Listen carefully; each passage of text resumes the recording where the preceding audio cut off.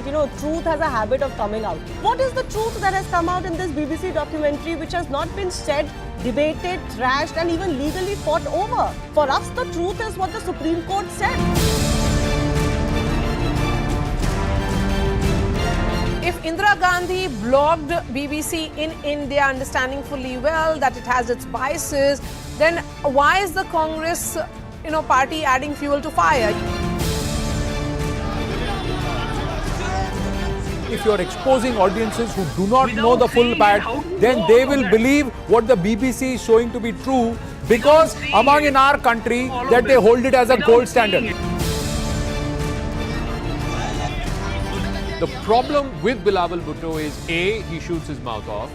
B, he says factually incorrect things. C, I don't think he knows how to conduct foreign relations.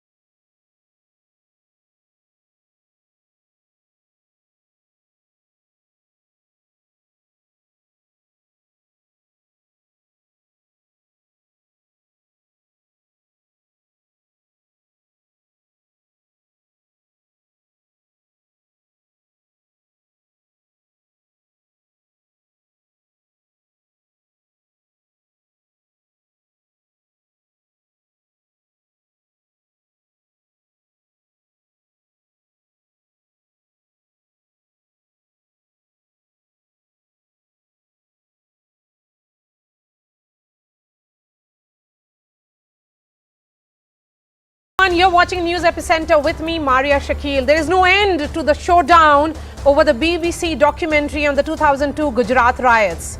After days of protests on campuses across the country, which have even spread to the United Kingdom, the opposition continues the offensive against the centre over its decision to ban the film. The centre has made it clear that the film is malicious propaganda and a threat to law and order, which presents a skewed view of the 2002 Gujarat riots and the subsequent investigation which exonerated Prime Minister Narendra Modi, who was then the Chief Minister of Gujarat. In fact, the findings of the Supreme Court, which highlighted a concerted conspiracy against the then Chief Minister, Mr. Modi, has not been elaborated in this documentary, and that is why it is being seen as a documentary which is based on falsehood. Now, BJP MP and senior advocate Mahesh Jethmalani has dropped a bomb, accusing the BBC of being funded by the Chinese firm Huawei in a cash for propaganda deal. He cites a Spectator article which claims that the BBC received money from Huawei to fund overseas journalism and has actively promoted the telecom giant on its websites, even though in 2020 Huawei was barred by the UK government from the 5G network over security concerns. Now the opposition has hit out at the BJP, accusing it of peddling lies to justify the ban on film, which comes up in the top court on the 6th of February. The big question that emerges is this pure politicking or the revelation of a concerted anti-India plot? Joining us first on the show is the man who has set the cat among the pigeons, quite literally. Mahesh Jethmalani is joining me live, Member of Parliament. Mr. Jethmalani, really appreciate your time, sir. You have made this charge based on this Spectator article, which claims that BBC is taking money from Huawei to fund overseas journalism. Is it a stretch to say that Chinese propaganda has percolated into the BBC's editorial agenda? Absolutely. I mean, this is only India specific, but there are other countries as well who've got the brunt of Chinese enabled BBC propaganda. I mean, it can only be for money. I mean, they're being funded by Huawei, heavily funded by Huawei. There are objections within the UK, as you've seen from the Spectator article. There is disgruntlement within the organization. On the one hand, they write articles about, the persecution by the Chinese state of the Uyghurs, right? And on the other hand, they're taking money from the very oppressors of those Uyghurs. It seems that they will do anything for money. Mr. Jethmalani, BBC is a public broadcaster, and the UK government barred Huawei from UK's 5G network over security concerns. Don't you hold the UK government under Mr. Sunak responsible for this, given the claims from the Spectator article of Huawei buying major ad space on the BBC? Well, I can't blame PM Sunak. We can't be that, person specific, because this has been going on for a very long time. This funding by Huawei has been, look, there is so much more material, Maria, I can tell you. Even the source content, the source for which the BBC documentary is, has relied upon. There is, even those sources are very pro-China and tainted, right? This requires putting together a whole puzzle and lots of pieces, right? Now, first of all, as far as Prime Minister Sunak is concerned, he has rejected the BJP report on the floor of the House, right? This BBC documentary was the outcome of an inquiry report of 2002. That itself makes it suspect. You see, there's a lot of circumstantial evidence which adds to BJP's malafide. A 2002 inquiry report taken off the shelf, dusted, and then suddenly proclaimed in 2002 and 2023, right? Suddenly pronounced in 2023. Then it is done in the face of the fact that since the inquiry report, there has been a searching inquiry into the Gujarat riots and the Prime Minister's role. And every inquiry, every court proceeding has resulted in a clean chit to the Prime Minister, right? Now they bring it out suddenly in 2023 and relying mainly on 2022 material. And Jack Straw, who was the spirit behind the then Foreign Secretary in 2002, there's a lot to be said about him. And at an appropriate time, we will bring it out in the public domain. Okay, since you are saying that there are, wheels within wheels here, Mr. Jethmalani, you're talking in the context of Jack Straw. And also what we know about Richard Sharp, the chairman of the BBC, who is under the scanner because of his association with the former Prime Minister. Do you think there is much more than what meets the eye? The fact is that the credibility of the BBC is now under the scanner. The credibility of the BBC is under the scanner, but Jack Straw is just an ally of the BBC. And let me tell you, Jack Straw has been on more than one. He was the man, first of all, who was roundly, condemned in the UK for giving that false weapons of mass destruction report, which enabled the UK to go into Iraq. But there is a lot more about his linkages with China, right? And that at an appropriate time, I will bring out. Okay, since you are saying that you have several, perhaps a pitara with you of information that is there against the BBC. Mr. Jethmalani, the Russian Foreign Ministry has also targeted the BBC over the documentary, calling it information warfare. Do you see it now as a broadcaster which has been perhaps hijacked by vested interests? Is it time for all nations to see the BBC in the context of what we are seeing now unfold?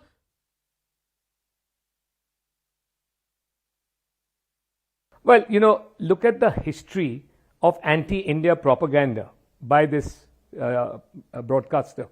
It has a history of patent falsehoods. It has apologized in 2021, right, for putting out an Indian flag, truncated Indian flag minus Kashmir. So look at its conduct, and it's unrepentant, right? Some two-bit journalists come here and they think that they'll use the reputation of the BBC and taint a twice elected Prime Minister who continues to be popular, right? It's a hit job. It's a complete hatchet job. It's nothing more than that. There is no credible evidence. They've not even dealt with the court records. If I tell you what the court records have said about the Gujarat riots, you'll be stunned. I'm sure a lot of Indian journalists have not even read the Sessions Court judgment, which dealt with the train burning incident, which was the trigger for the whole thing. The Kar Sevaks who were burnt in the train burning incident, that was the trigger. Why that happened has been documented in the Sessions Court trial judge judgment. Please have a look at it. Okay. I have gone through certainly the Supreme Court judgment on this entire conspiracy. Mr. Jethmalani, you have even taken a dig at Congress leader Jairam Ramesh, calling him Comrade Jairam. Is your charge that the Congress party has also been compromised by Chinese propaganda? I've always said that. I mean, listen to me very clearly, Maria. If the Congress has nothing to hide on China, they have a close association, there's no doubt about it. There is an MOU of 2008 which is in the public domain, the signing of which is in the public domain, right? Why don't they come out till today, right? They have not come out with that MOU of 2008. Why? Is it a secret document? It's not. And I don't know why the government is not going after that MOU. Okay, what is this Huawei connection that you're talking about? That is there with the Congress party? The Huawei connection, I mean, it's in the public domain already. The Huawei connection was Jairam Ramesh, who now is the controlling mind behind the Congress party. You've seen Rahul Gandhi's most recent video on social media, where he's asked a question regarding the scrapping of laws in Jammu and Kashmir, and he turns around and he draws a blank, and then he asks Jairam Ramesh, what is our stand on this? So the mastermind is Jairam Ramesh, and Jairam Ramesh once upon a time was lobbying for Huawei interests in India, expansion of Huawei's telecom interests in India. He was pulled up by the then Prime Minister, Manmohan Singh, for ignoring security interests.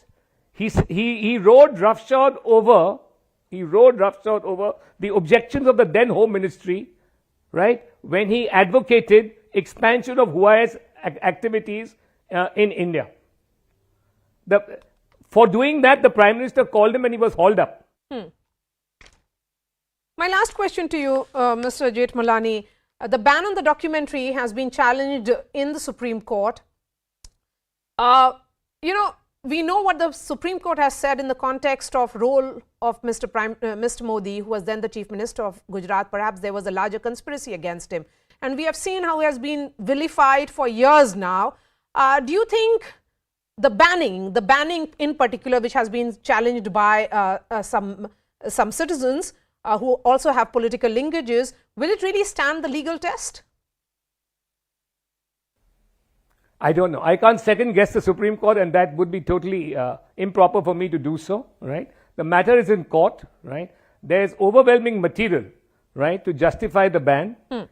And if the ban is upheld in the Supreme Court, I would propose a second ban, that BBC itself be banned in India. So you are making a strong statement there. You're of the opinion that BBC perhaps should be banned in India. Always a pleasure to speak to you. Mahesh Jethmalani, really appreciate your time, sir. Let me bring in other guests. Ashok Sajanhar is former diplomat and signatory against the documentary. Professor Gao is former Chinese diplomat. We also have Kuldeep Shekhawat, director of MEA TV. What is becoming clear, Ashok Sajanhar, increasingly is that the BBC is a broadcaster which stands compromised. The Richard Sharp episode talks about it. The Spectator article is also hinting in that direction. But this larger conspiracy, the larger Chinese conspiracy that is being hinted at through this Huawei article, which was also stated by Mahesh Jethmalani, is it a stretch of imagination, or do you think it's very much possible because it's G20 year and also India's position vis-a-vis the global stage? Thank you very much, Maria, for having me on your show. Let me make 2 points here. Yes. Number one, China will not let go of any opportunity to bring down India. We have seen it in the past.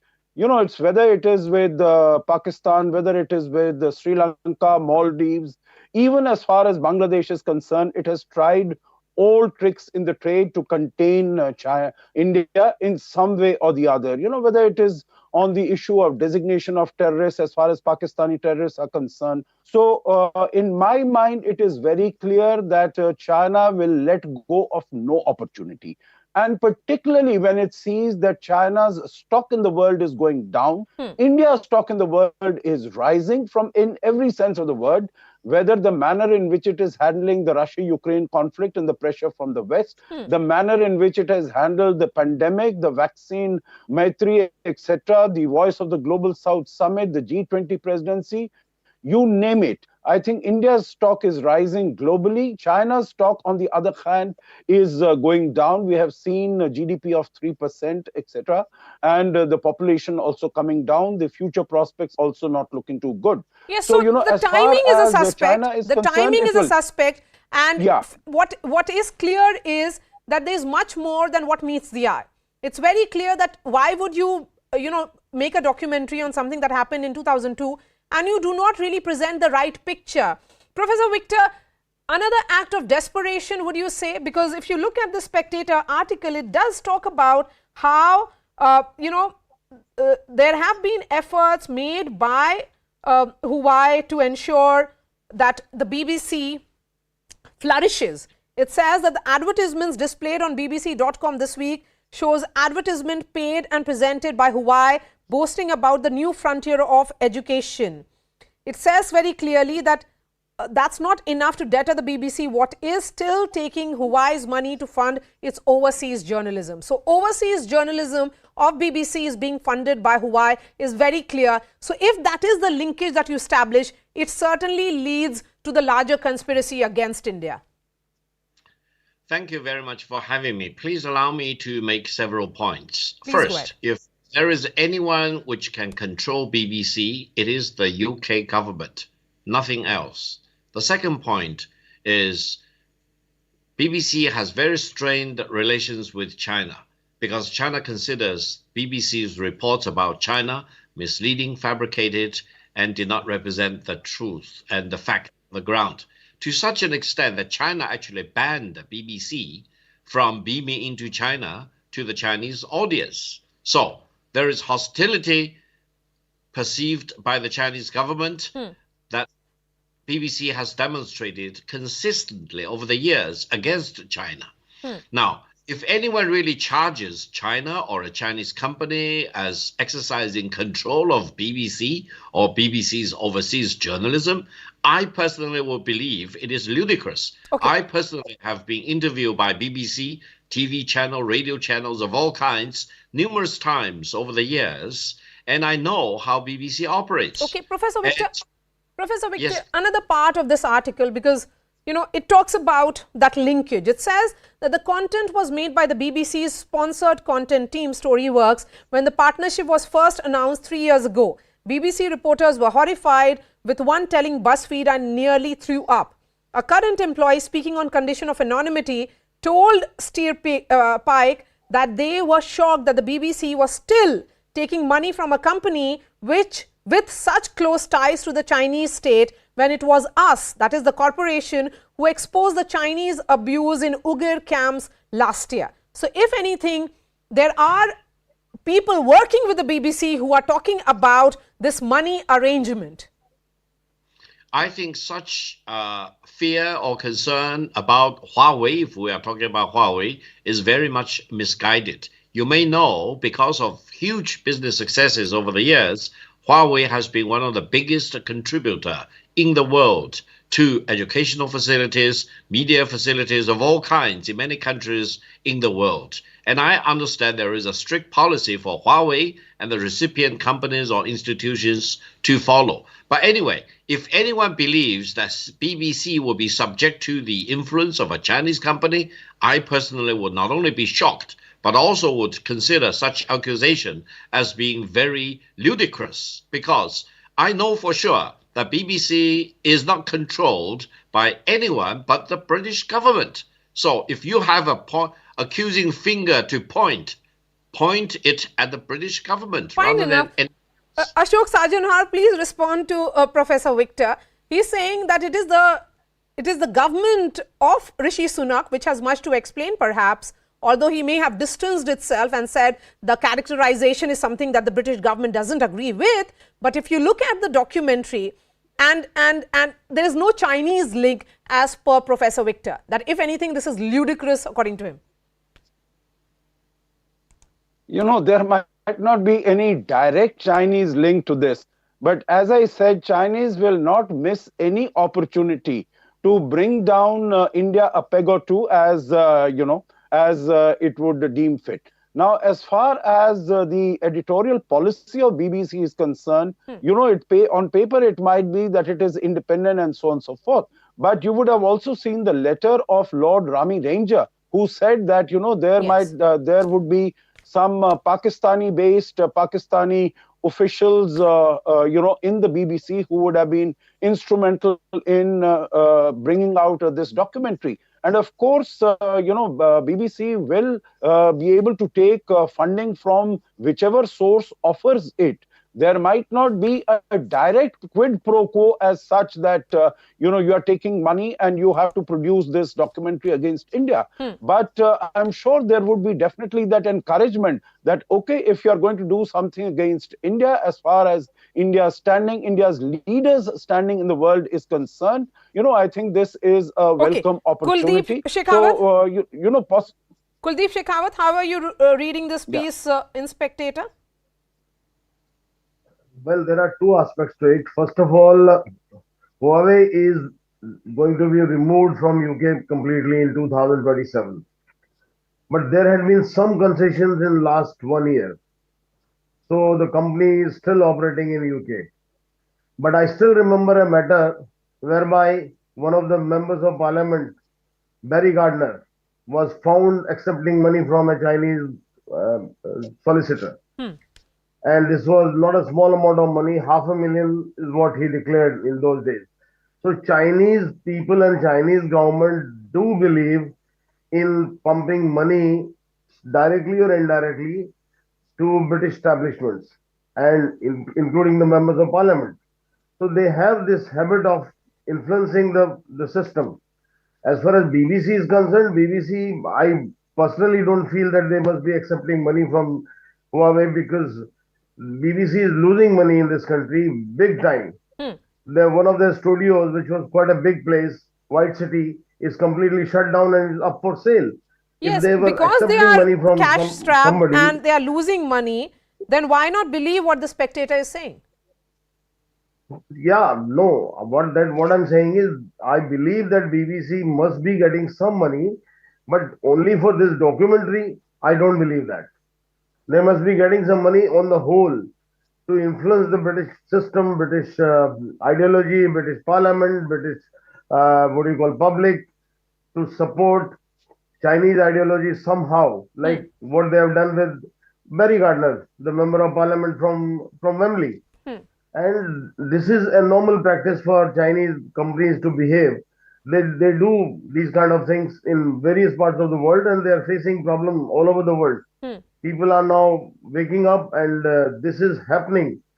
But I personally don't believe that only for this documentary, because this documentary was produced actually by two Indian girls. These two Indian girls produced this documentary, and we are trying to find out them and their entire detail. Kuldeep Shekhawat, which was because available it's on the driven net by is biases. vanished. You have a perfect alibi by saying that if the Indians are producing it, then it's all right. I mean, the question is that it is the BBC which funded this documentary. The documentary doesn't show the complete picture or the correct picture. It has completely overlooked and not included what the Supreme Court has said. But the larger question then is that this broadcaster, how should the world be viewing it? Professor Victor, you are of the opinion, and you said that the BBC has been banned in China and there is no linkage whatsoever. But if the documentary of this nature comes out at this particular time, when India has taken over the G20 presidency, the world is looking towards India because India is setting the agenda for the world going ahead. How much of anxiousness is there in Chinese establishment in Beijing? Allow me to emphasize several points about how China looks at India.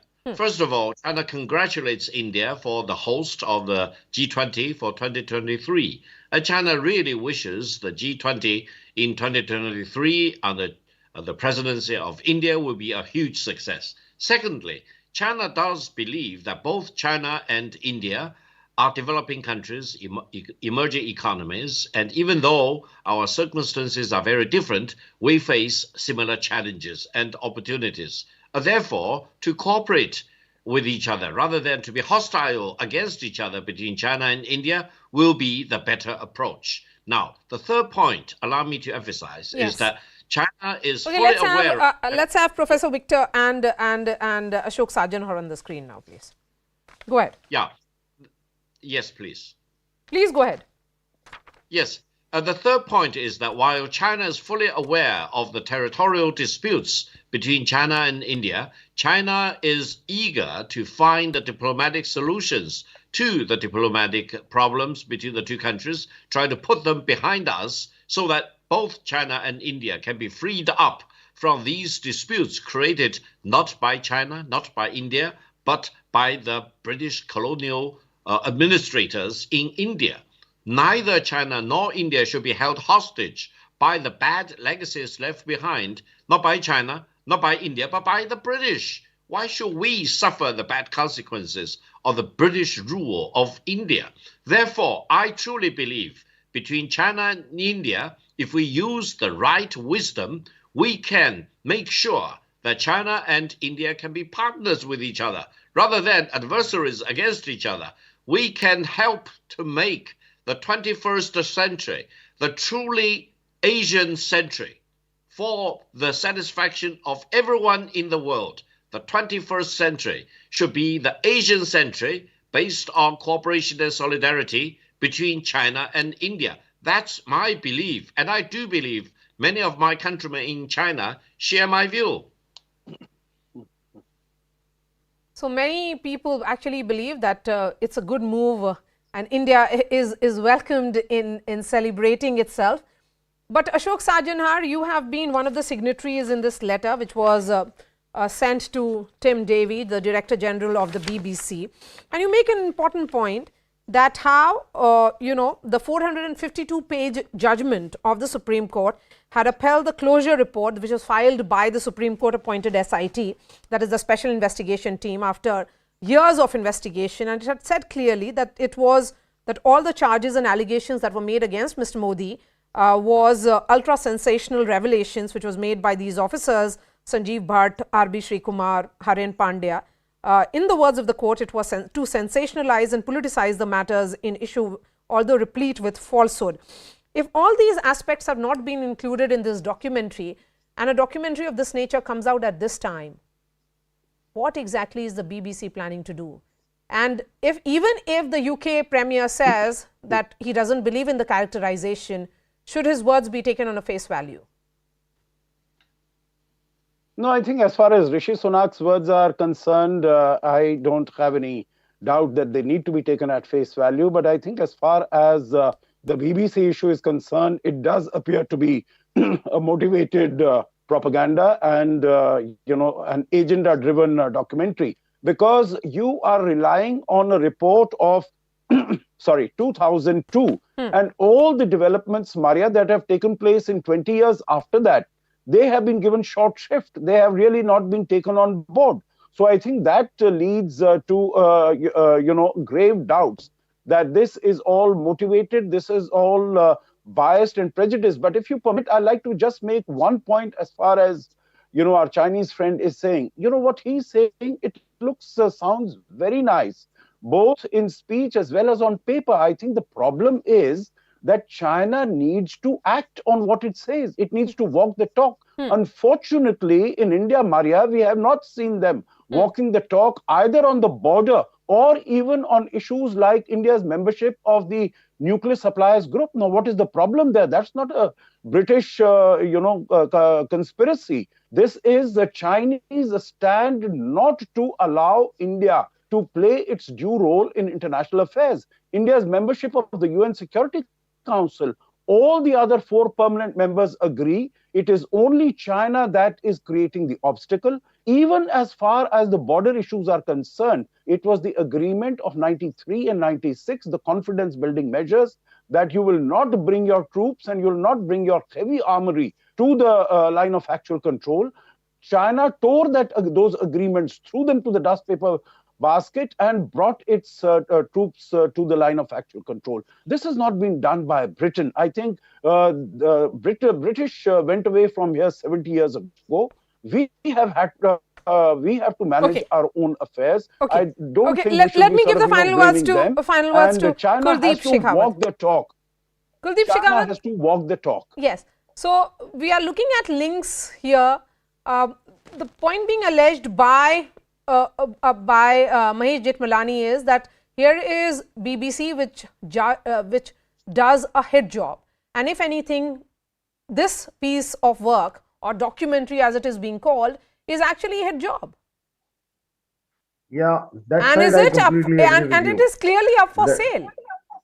Yes, I'm telling you, this is completely a useless kind of a documentary that was created by BBC team. They have not done a good job, first thing. Secondly, they haven't done journalistic satisfaction to the journalist. Even if you look at it as a third person, this documentary has a lot of loopholes. Amazingly, you cannot believe that BBC will do something like this, but they have done it. Thirdly, on the documentary, there is no other side. When we asked this question to BBC, they said, oh, we gave ample time to the government of India and they have not responded. Well, I don't accept that government of India will not respond, first of all. And secondly, how can they not include the other reports and the Supreme Court report in their documentary? So it's a absolutely rubbish documentary that has been created by them. And we haven't really seen the last word here, because as Mahesh Jethmalani was saying that there's several information that he has which he'll be bringing out in the public domain over the next few days. Really appreciate your time, Professor Victor, diplomat Ashok Sajanhar and Kuldeep Shekhawat. Shifting focus ahead of the budget session, President Draupadi Murmu addressed both the houses of parliament. The president in her speech said, and this was a maiden speech, that by 2047 India must emerge as a nation connected to the pride of the past, emphasizing on the importance of the Atmanirbhar mission and the nation's humanitarian duties. The Prime Minister has said he hopes the budget session is productive and maintains the momentum of India's economic growth and rising global standing. However, the opposition from the Congress to the TMC took a direct shot at the president's speech, calling it an election address written by the government. The Aam Aadmi Party and the BRS, in fact, boycotted the president's speech and accused the government of dodging its responsibilities and not addressing unfulfilled promises of the youth and farmers. The BJP accused the opposition of ignoring the president's unity pitch and insulting democracy by politicizing her speech. Is this a clear indication of the stormy budget session that lies before us? Is politics being put above essential policy work once again?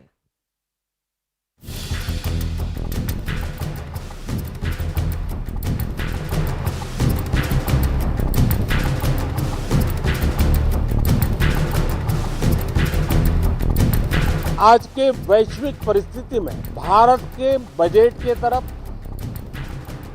न सिर्फ भारत का लेकिन पूरे विश्व का ध्यान है। हमें 2047 तक ऐसे राष्ट्र का निर्माण करना है जो अतीत के गौरव से जुड़ा हो और जिसमें आधुनिकता का हर स्वर्णिम अध्याय हो। हमें ऐसा भारत बनाना है जो आत्मनिर्भर हो। The Rashtrapati doesn't contest elections, but it looks like the BJP government is conducting its next election campaign through her. ये सरकार के लिखी गई घोषणाएं होती हैं, सरकार के लिखी हुई योजनाएं, उनके झूठे दावे, उनके झूठे वादे होते हैं। कल जब हम लोगों ने कहा कि इन विषयों के ऊपर चर्चा कराइए, सरकार ने कोई जवाब नहीं दिया। आम आदमी पार्टी और टीआरएस ने इस अभिभाषण का बहिष्कार किया। ये बहुत ही पीड़ादायक है। Let me bring in my guests. Tuhin Sinha, BJP spokesperson. We have Mahima Singh representing the Congress. Krishank Mane is BRS spokesperson. R. Rajagopalan, senior journalist, and Rashid Kidwai, senior journalist. R. Rajagopalan, beginning with you, just help us understand. You must have seen several sessions of parliament and several addresses by President just ahead of the budget session. When was it that the President did not convey the message of the government and started reading a note of her own, of his own or her own? Maria, I have covered Parliament from 1977 as a young reporter till last year, till the pandemic. At least some 25, 30 president speeches I would have heard. Never heard in the history that president's speech on her own or on his own. It is drafted, cleared by the Union Cabinet. And of course, people have elected BJP 303 seats. Can Draupadi Murmu reflect what TRS or Aam Aadmi Party wants to say? No, it is not. Therefore, it is a speech. For example, TRS, which is now in the well of the house and boycotting the president's speech, back home in Hyderabad, Tamilisai Soundararajan, the governor of Telangana, was not able to address the session. Today, High Court has come into the interference and tried to bring a solution between the Chief Minister KCR and the governor. Therefore, TRS, my understanding is now they are BRS. Mr. Rajgopalan, they are BRS now. No, BRS. It is still TRS as per Lok Sabha reports because Election Commission is yet to recognize. I'm correcting you, Maria. Okay.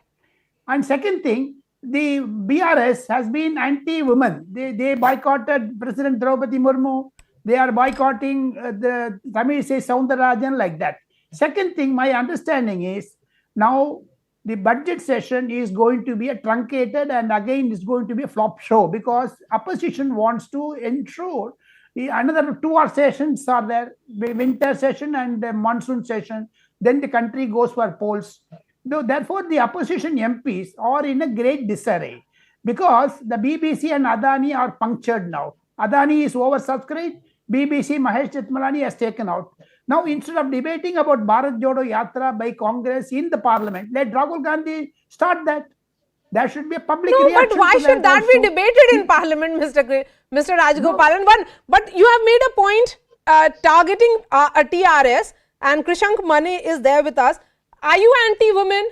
First, you are anti the governor of Telangana and also anti-Draupadi Murmu, the first tribal woman president of India? If we are, then I believe that Narendra Modi ji is much more ahead us being anti-women because he did fight out against a lady governor called Kamala Beniwal when he was a chief minister too. Then if Modi ji was anti-women, then probably name callers would term us also. But at least our chief minister till date has not responded or reacted or sat in any national media like our governor does every often. One thing, Maria ji, see, our points are very clear. We found that the whole speech of Madam President of India was an election speech because Modi ji himself has announced a countdown for the forthcoming elections and generally the budget speech or before that the president's speech is the roadmap. Without even hearing the speech of the president, you had announced that you will be boycotting it. Because see, at least thankfully, let me come, Rajgopal. Now, see, at least thankfully, because we've boycotted, you have invited us to listen to our voices, our state's voices, which the parliament doesn't give us an opportunity. Modi ji doesn't give us an opportunity. Our issues, they are around the Israeli software, the Israeli spy software, or any other issues. But rather than talking about states, at least no, but now, Krishank Mane, you should be highlighting that to other parties in opposition, because Israeli software and all those issues was raised by the Congress party, by the Aam Aadmi party and other parties. So you should be settling it among yourselves, the parties in opposition, rather than staging a walkout. Let's not forget. As far as the messaging is concerned, Krishank Mane, you have sent a message that without even listening to the first tribal woman president's maiden address, you staged a walkout. Well, unfortunate that the Bharatiya Janata Party wants to use the caste of Draupadi Murmu ji. That is the reason they are always mentioning tribal, taking it as a shield. But what was the content of it? Surgical strike? Did it happen this year? Yes. Or the previous year? Yeah. Triple talaq, abrogation of 370. The whole sense of a budget speech, it is a roadmap for the coming year.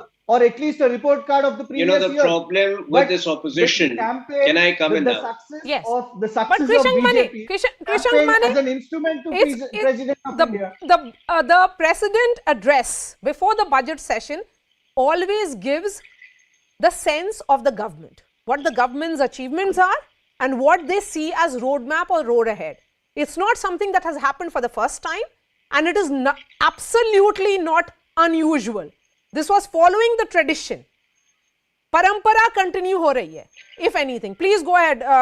Maria, the problem with this opposition is that, sir, you had your word, now allow other people to speak. Yes.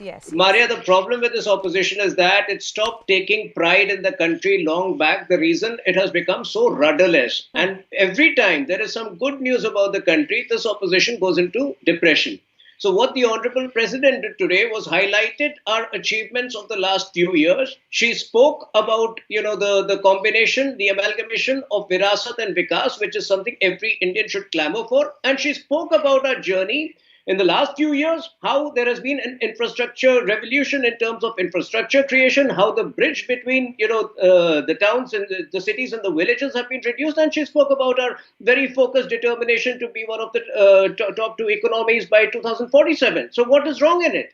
I think this opposition needs to grow out of creating anarchy, which they tried through the course of the Bharat Jodo Yatra, and the results are out. 2 Mood of the Nation surveys say that it has only benefited the BJP.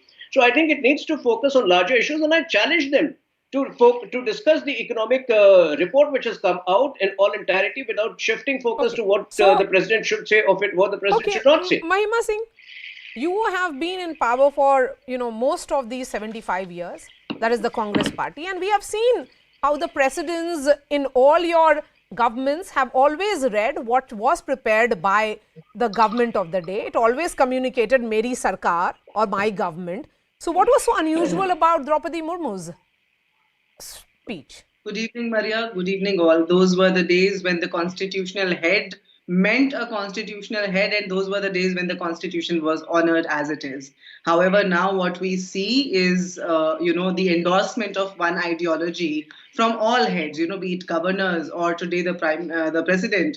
It is very, very explicit. It is very unfortunate. I was just now when I was hearing the BJP spokesperson, it was remarkable how he wants to make it sound like the good news when the country has seen, the Indian rupee hit the record low, unemployment hit record high, inflation hit record high, but he feels that there's good news, and that this is unfortunate because they live in denial.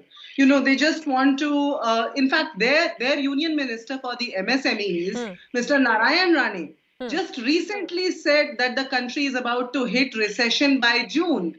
So, first the BJP should decide amongst themselves that what is it that they really want to indicate at. What, they are indicating as good news is actually they're living in denial and actually running away from the truth. Why are you living in denial?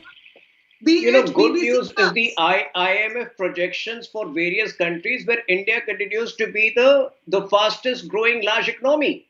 Good news is a fiscal deficit of less than 4.4%, which in the UPA era was well above 5.5%. So I think the Congress should solely focus on data. You can go and check with Mr. Rane because I have no idea what utterance you are referring to, but you can check with his office. But the point is, if they solely go by economic data, a 6.8% inflation today, when most of Europe is reporting nearly 9 to 10% inflation, a 6.8% inflation is pretty much under control. That is not high enough to deter private consumption, nor low enough to avoid, to weaken investment. So I think, these are things which the opposition does not understand. And it is very clear. Till they get a grasp of these issues, they will keep shifting focus to some aberrant comment made somewhere, and rather than focusing on the real issues. The union minister, your own union minister, then seems to be talking about some other picture. I have no idea what comment you are referring to. No. I am present. I am talking because in about the national media that video, that comment was not reported. Maria has not reported, so I don't know from where you source your information. I don't know from where you source your information, but I am not aware of any such comment made by our minister. Yes, Mahima Singh, shouldn't we be looking at the bright side? Shouldn't we be looking at the bright side? Just look at what IMF is saying in the context of India, and I think as an Indian, I'll feel extremely proud. I'll take pride in what it is saying, that India remains fastest growing large economy in 2023 and 2024. So that's what it is saying. Although other countries are, the global growth forecast is slower. And as far as India is concerned, it's a bright spot. UPA's own record in handling inflation through most of the UPA 2 months, inflation was in double figures. UPA's own track record this time last year. Okay, let's try and understand what is happening in Parliament, because if anything, Rashid Kidwai, today what we also saw was the index of opposition unity at an all-time low. Two political parties, BRS and Aam Aadmi Party, have decided that they'll be marching on their own tune and that they'll have nothing to do with other opposition parties. If anything, yesterday was also an indication of how opposition is a divided house. Usually what we have seen, Rashid, so far was that before a parliament session, at least opposition parties met together. They said that we'll be, presenting a joint opposition to corner the government. That doesn't seem to be happening. Absolutely, Maria. The opposition is totally in disarray because the Congress actually feels that after Bharat Jodo Yatra, Mr. Rahul Gandhi has arrived, and the regional satraps, non-NDA regional satraps, are very clear. They don't want to concede an inch. They don't want to provide any kind of leadership role to Mr. Rahul Gandhi. So that's the long and short of it. I think the opposition will remain, chaotic and at loggerheads till 2024 elections are held. But the key point here, what we are seeing, is about presidential address. And in presidential address, I, like Mr. Raja Gopal, I have also covered many years in parliament and heard all these addresses. Of course, they have a signature of the government of the day. But when the BJP was in opposition, in its own parliamentary traditions, always did this: criticize, boycotted, and found faults with the presidents when it was in opposition. So the opposition is giving it back in the same coin. I don't know why they are so upset about it. So you are essentially saying that this is part of politics, where the party in opposition criticizes the speech of the president. Yes, Mr. Rajgopalan? Admission, the glass is half full or half empty. Rashid is absolutely correct, Maria, because Rashid and me, of course we three have covered parliament for longer years. More than you, I have covered. Yes. The reason being, opposition always hits at the ruling party. But now, because Narendra Modi has got 303, either Sonia or Rahul or any other PRS or BRS cannot take that, point of 300 MPs have been elected by the people of India, voters of India. Congress has been decimated to 50, 40, 330. And I don't know what 2024 is going to look. It may be 25 or 30. So my understanding is opposition should not play a revengeful politics.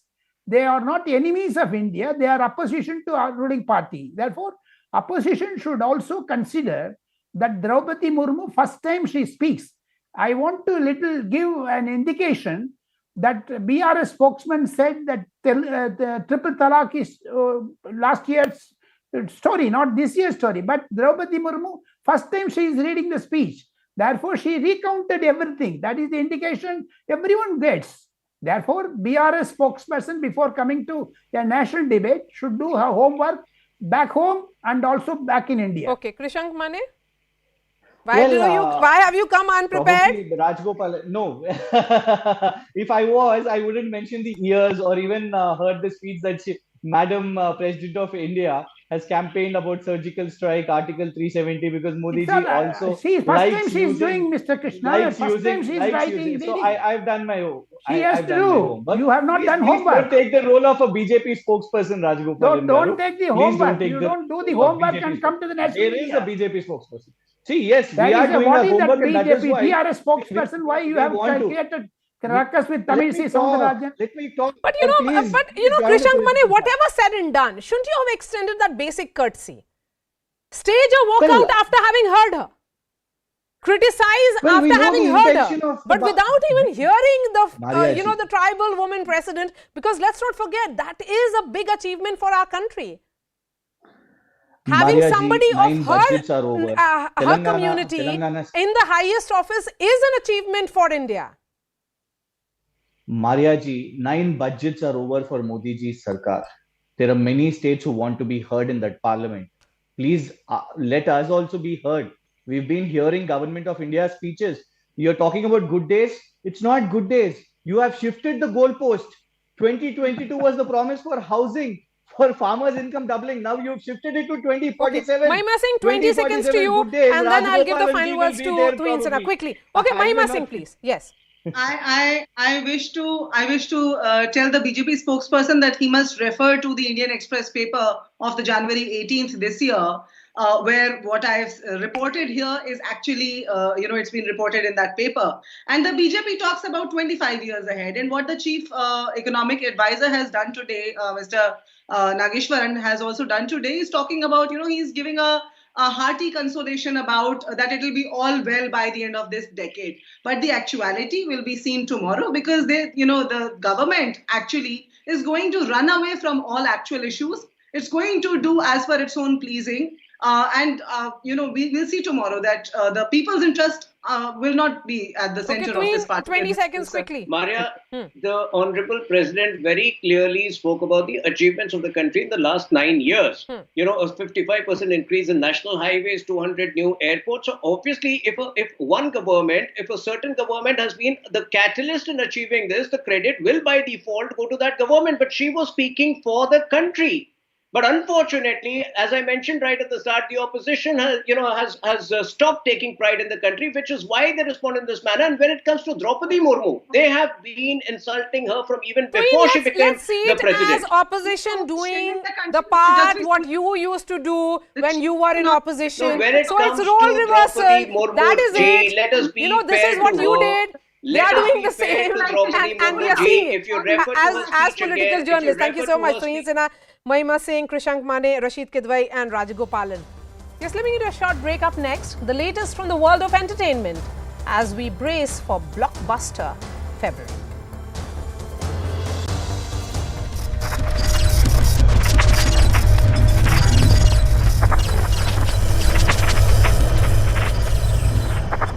The interesting thing was the JDU and the RJD, both allies of the Congress, while they're ruling in Bihar, both of those parties stayed away from the concluding program today. The BSP too.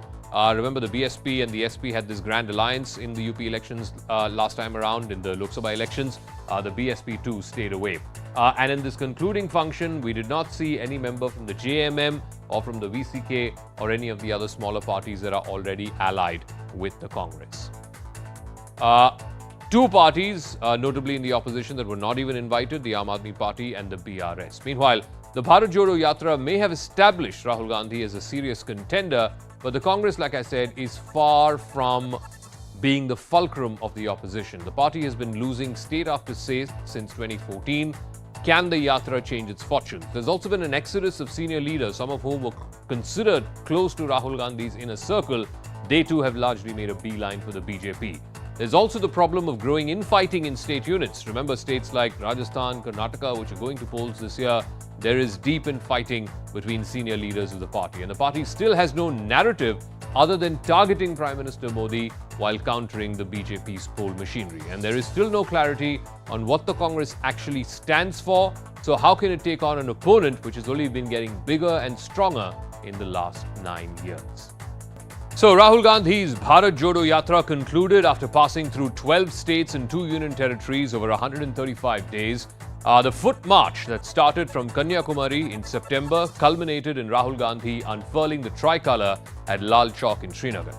According to the Congress, the objective of the Yatra was to unite the country, which the party claims has been divided by both economic inequalities as well as religious polarization fomented by the NDA government. But the goal of the Yatra itself was to rebrand Rahul Gandhi and galvanize the Congress cadre ahead of the 9 state elections that are slated for this year, and of course, the big one, the 2024 Lok Sabha election. So first, let's break down this 3,500 kilometer long journey of the Bharat Jodo Yatra. It started over 135 days ago. It started from Kanyakumari, traversed all the way through large parts of Kerala. It was there in Kerala for a good 10 days plus.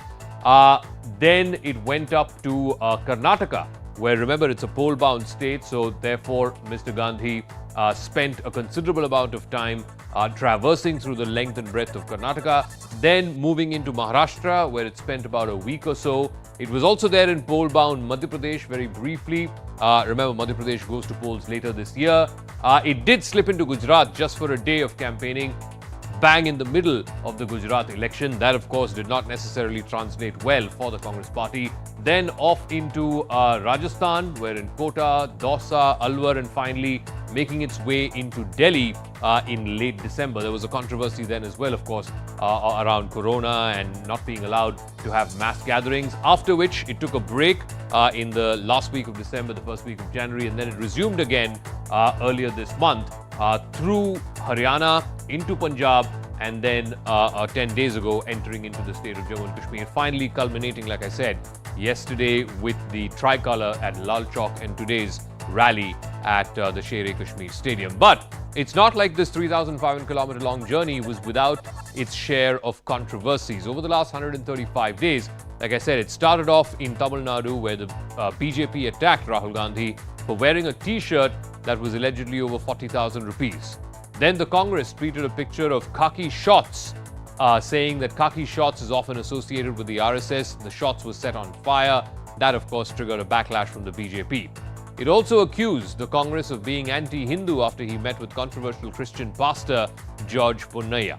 Then, just as the Yatra was to enter Delhi in the last week of December, Union Health Minister Mansukh Mandavia advised the suspension of the Yatra because of COVID protocols, and he said that COVID protocols were being broken by the Yatra, so there was a controversy around that.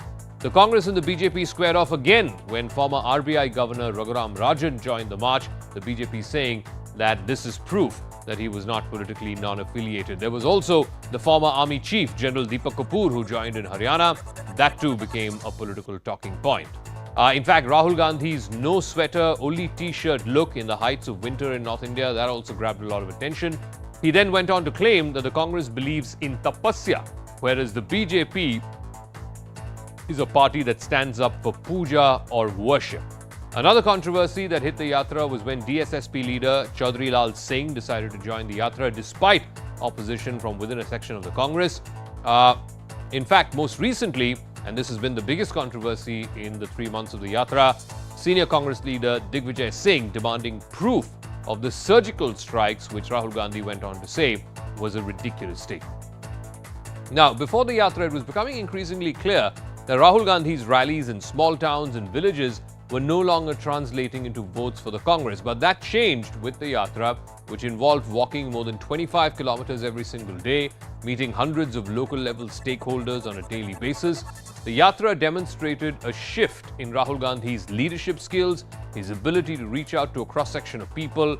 He also managed to shed the image of an immature politician, a privileged dynast who's disconnected from ground realities. The Yatra also managed to bring Rahul Gandhi and the Congress to the center of public discourse. He declared that he has killed the old Rahul Gandhi, and the old Rahul Gandhi is in the minds of his political opponents and journalists. He says he's emerged as a new person, but that was not the only controversial statement he made during these last 100 days. Rahul Gandhi आपके दिमाग में है, मैंने मार दिया उसको, वो है ही नहीं, मेरे माइंड में है ही नहीं, गया वो, गया।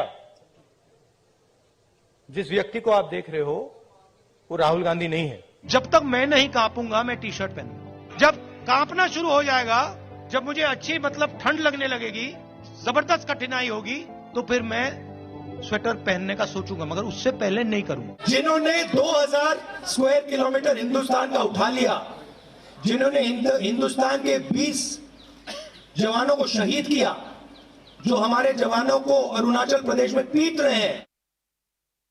But at the same time, Rahul Gandhi has still not clearly stated how he intends to take on the BJP electorally. Yes, he has talked about love versus hate. He has stayed away from specific issues.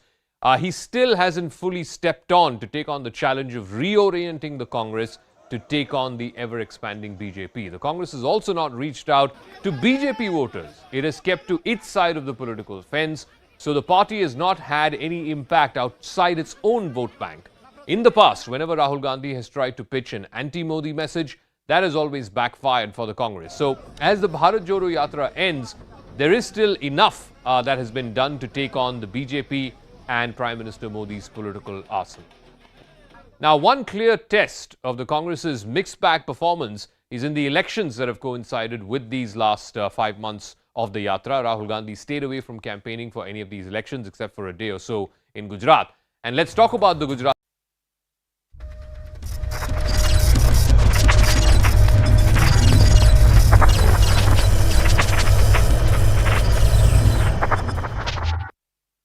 Families throughout history have been chosen to make this decision. Your family must choose to willingly sacrifice one of the three of you to prevent the apocalypse. Dave Bautista stars in Knock at the Cabin. The latest thriller from M. Night Shyamalan is based on the novel The Cabin at the End of the World by Paul Tremblay. The Unwelcome Visitors arrive in theaters Friday. Listen to me. I've got you.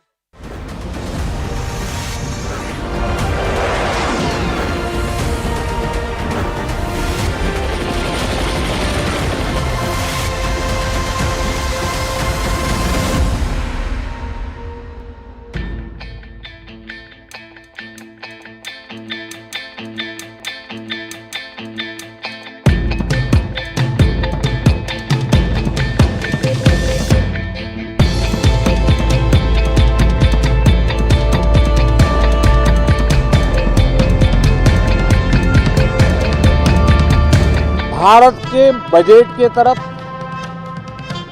न सिर्फ भारत का लेकिन पूरे विश्व का ध्यान है। सबसे पहले देश, सबसे पहले देशवासी। ये बजट सत्र में भी तकरार भी रहेगी लेकिन तकरीर भी तो होनी चाहिए। हमें 2047 तक ऐसे राष्ट्र का निर्माण करना है जो अतीत के गौरव से जुड़ा हो और जिसमें आधुनिकता का हर स्वर्णिम अध्याय हो। हमें ऐसा भारत बनाना है जो आत्मनिर्भर हो और जो अपने मानवीय दायित्वों का पूरा करने के लिए भी समर्थ हो। Why is the economic growth going to perform better this decade, remainder of the decade? And what the reforms of the last 8 years have done to make sure that happens? As we look ahead to 2047, what else and what more we could do to realize India's full potential in the Amrit Kaal?